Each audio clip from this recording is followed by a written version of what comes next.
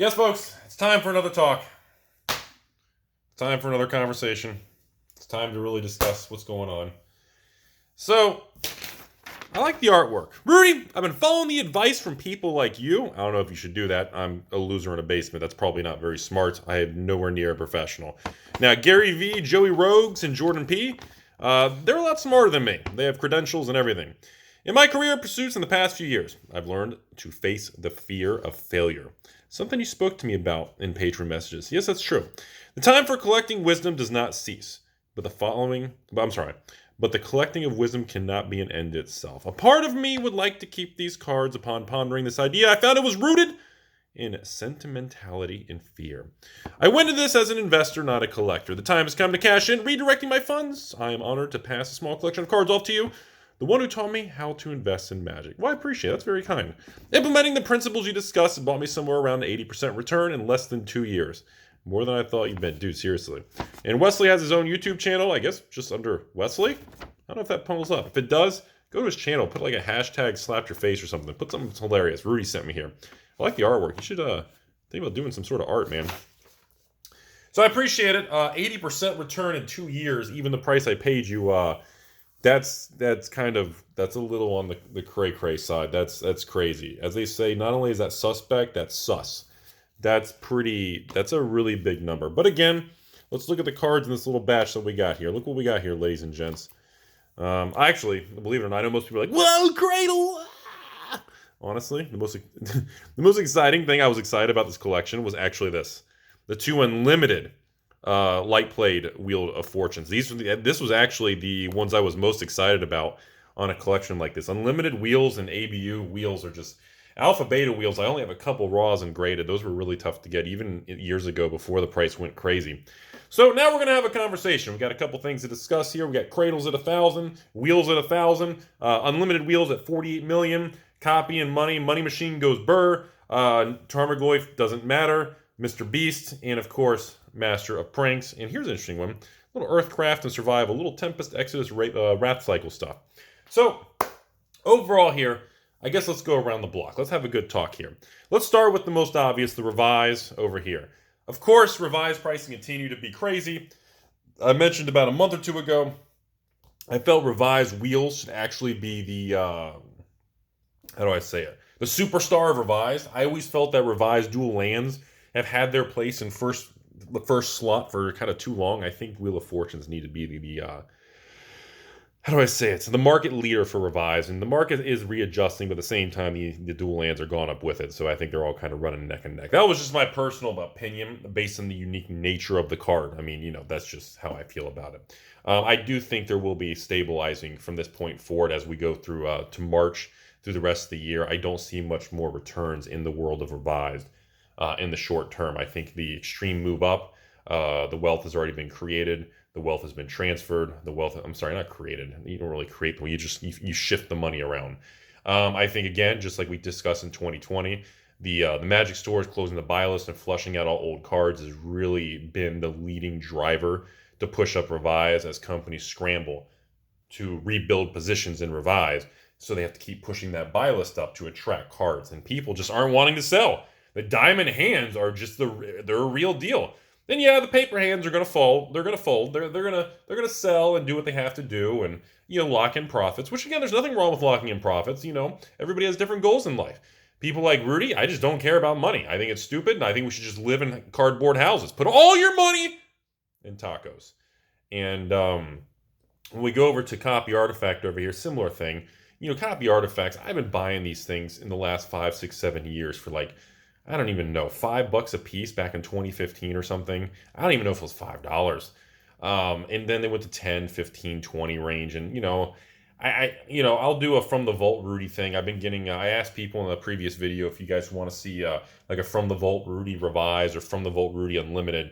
The most feedback I got from the comment section, private emails, and patrons was actually people want to see From the Vault Rudy Unlimited Edition. Never done that, the regular stuff. People are very curious about that. Anyway, so same thing, Copy Artifacts, fast bonds, forks, all of these type of cards, doppelgangers, they're going to continue to be very sought after, and I don't think it's this big bubble. I stand by my opinion that I said a month ago in January at the beginning of 2021. The market is in a repricing phase. This isn't a bubble. It's not a crash. We're going to see market noise in the short term where prices get slopped around, which is fine. But you have to understand, everybody, in my perspective, what I see happening is a true repricing of an asset class. The market got it wrong. I've said it over and over. That's like, I feel like that, you know what? That might be the t-shirt line for 2021. The market got it wrong. You know, I think that's the thing. The market mispriced so many Magic cards in the last few years, they were undervalued. The market was wrong. And now the market is going, oh, these cards from 25, 26, 27 years ago, I don't think this should be $20. Wheel of Fortune for 50 to 100? That's probably not the correct price point. It's really rare. Wait a minute. A new card just printed, Jeweled Lotus, is selling for $60, $70? And a fancy version is $1,000? Wait a minute. A box of Chronicles and Homelands is $1,000? Maybe some cards, maybe the market needs to be corrected. And it did. That's how life works. The market always self-corrects, but sometimes it's a little slow and it's a little late to the party. So, shift over. Unlimited wheels. I think the ABU wheels is really where the big money and the really hardcore diamond hands people are. I mean, I've been, look, I'm 36 years old. I've never even sold a Wheel of Fortune or any ABU card. Well, I'm sorry, I sold like 3 Alpha cards like 10 years ago because I was a Timmy. But yeah, I know, I regret those 3 sales. But overall, there's some of these things are really, really just amazing things. I want to jump over to a little conversation on the Urza over here. We got a little Saga Academies, and we got some treasury action from Destinies. So when we talked about the Saga Legacy Destiny block, sealed products essentially done. The boxes are essentially, I think the low end is $5,000 a box. I think average now is like $10,000, $15,000 a box. Some stupidly insane price because there's just none left. So the cards in Urza's block are going to continue to, I wouldn't be surprised if that era of the block of cards continues to actually move at a higher rate of change in percentage than things like Revise, because there's more Revise boxes, which isn't saying much, than there is Urza Saga Legacy Destiny. Urza's boxes are just stupid. I genuinely think it's easier to get a Revise box than it is an Urza's box. And Revise boxes are like 20 grand. 20 grand. So, I mean, I know it's crazy, but so to say Urza's boxes for like 5 grand, I mean, people are saying, Rudy, I don't understand. Why would you even pay 5 grand for an Urza's box when even if you open it, you're going to get like a couple $100? You don't see it. You don't get it. It's not about the couple $100. It's about what's going to happen. I foresee a whole different future of these cards, and I'm going to be the first to say it because I know people don't watch this late in the video now that we're going to the end of the video here. We'll probably do a 20-minute video today. I'll reset the camera, but most people aren't going to be watching past 7-8 minutes now. In my opinion, we could be entering a phase where we start to see more graded cards in the Revise, the Urzas, the Tempest Exodus. We're going to see an expansion of graded Magic cards in actual different years and different sets of Magic's history. Graded cards won't be limited and exclusive to just the ABU 4 Horsemen. I do think we're going to see an expansion of graded cards into other categories of the hobby, and I think that's going to reprice a lot of things. And I know some people who have been buying and investing in these Urzas thing, they have had discussions with me about that. They've made comments saying, Rudy, even $5,000 for a legacy box is a steal. It should be $10,000 plus. And I was like, why? Explain your rationale to me. And these individuals have told me, no joke, ladies and gentlemen, because I'm skeptical at that. That's extreme to me. But I said, well, prove me wrong. Explain your perspective. I'm open to all opinions. And this one individual who was buying and spending insane amounts of money because of inflation and money printer goes burr and all kinds of crypto profits and GME profits and all just crazy crap. Anyways, he told me, he said, look, in 5-10 years, if Urza sets are deemed like the value of the dark, or deemed the value of like an Antiquities, which I said, well, that's a stretch, bro. Antiquities and Urzas, I mean, they're both epic, but dude, Antiquities is so rare, dude. And he said, but no, you're not seeing it. It's how many cards are in the set? 130, 140, 144, 143 cards in Urza's Legacy Destiny. Think about this. If people are looking and start grading those sets, think about the value difference. So if you open a 36-pack box and you grade all 36 rares and they come back all 9.5, let's just pretend here. I know sometimes they'll be 10, sometimes they'll be 8s and 9s, printer errors. Let's just humor me. Beckett 9.5s and half PSA 9, half PSA 10. Let's just have fun.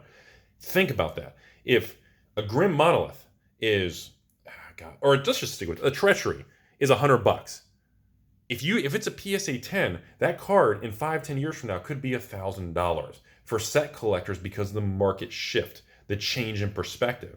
And I said, I hear you, and that does make sense. If that does occur, then this individual is correct that Urza's boxes at $5,000, $10,000 a box are still underpriced because the value of the sealed product, grading the individual packs and actually selling individual packs, or opening all packs, sending the entire box for grading, and then getting every card in the box at a premium and selling it for 5-10 times the value.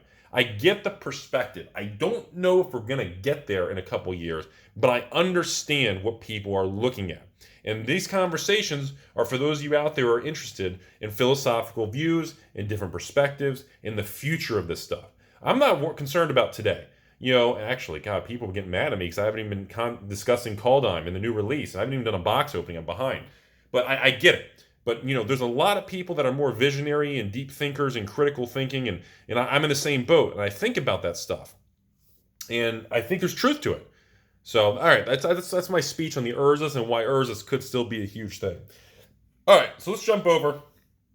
Well, I'm not going to talk much about Cradle. It's a $1,000 card. It'll eventually be more than $1,000. It's in the category of, libraries and bazaars. It is what it is.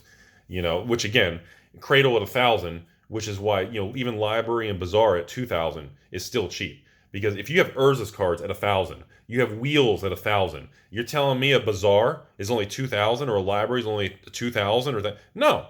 If the sea moves and everything changes, everything has to adjust relatively in proportion. Otherwise, you get market anomalies. That is what we continue to see, which is why people are getting scared and shocked and everything's ridiculous and No, you're not. The world is changing.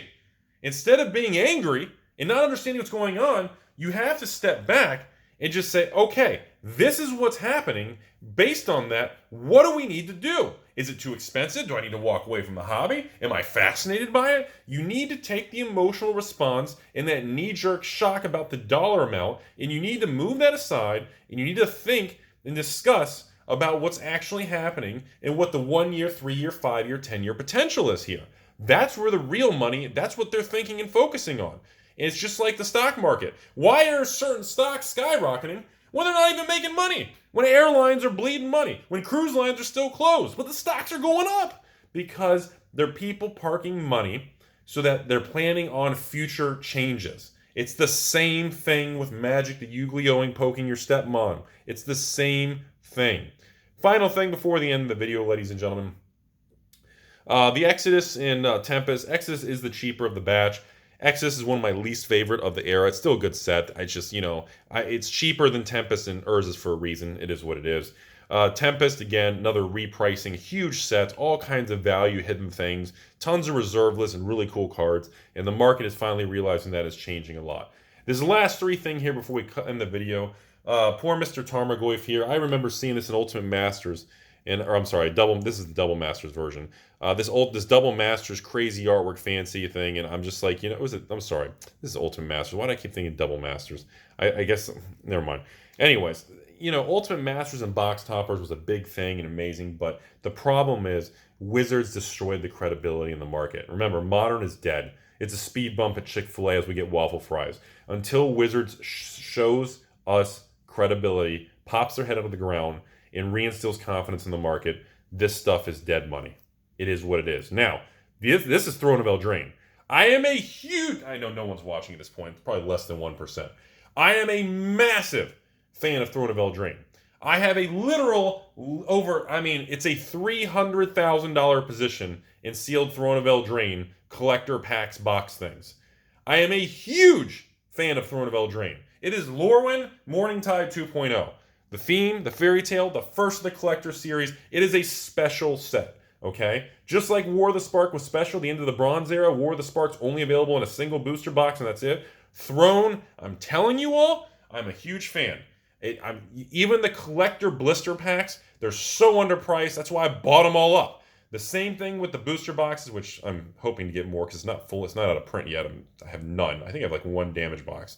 So hopefully that kind of gets one or two more restock waves. Wizard State, it's not out of print yet. But just don't underestimate the value of new sealed product. I've been preaching it for 5 years on this channel, and people made fun of me since Battle for Zendikar, Eldritch Moon, Shadows. Oh, here comes Rudy dumping a Kaldheim, dumping Oath, pumping and dumping garbage new stuff just so we can buy old stuff.